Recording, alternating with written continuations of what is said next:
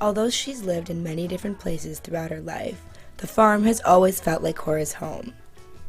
Cora lived on her farm with her husband David for 36 years. Together they had 5 children. David was the farmer, but Cora always liked helping him out on the farm. She learned to drive a tractor, bale hay, and rake. She really liked to rake. The two of them had this little Massey Ferguson that she would drive around the field.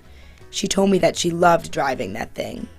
She learned to drive it before she had even learned to drive a car. David and Cora always worked together.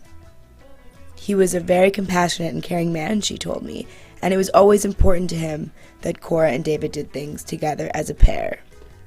They always worked together in their garden. They had the freshest sweet corn. David loved working in the garden. He would go and hoe early in the morning, even before doing chores on the farm. That's how much he loved gardening, she told me. He would pick the peas and beans, and Cora would take care of them. They had this big Steinhorst freezer.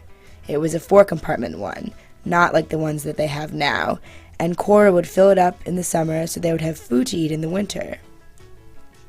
Once, years ago, Cora and her children rode out with David as he was spreading manure on the field to fertilize it. They had this big red bull, which used to run with the heifers. That way, David didn't have to keep track of breeding. And on this particular afternoon, the bull charged the tractor. There Cora was with her 2 kids, and the bull was running right towards them. So they got out of the tractor and ran to the other side of the fence so that he couldn't get them. Well, that was the end of that bull, Cora told me. He went right to the meat market the very next day. When I asked Cora to think about life on the farm, she told me how much she loved being outdoors. Being close to nature has always been important to her throughout her life, even now as she lives in Madison Lane. She has so many memories on the farm, like the time a tree took out David's 2 front teeth, or the time that they found a baby nest of ducks that they grew and took care of. The farm is Cora's son's now. He lives there with his family.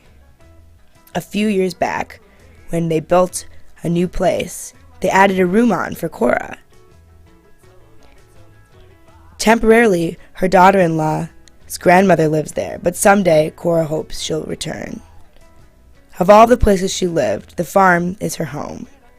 Between being with family whom Cora loves and being outside in the fields in the summer, the farm is a sentimental and special place in Cora's heart. She knows she'll be back soon.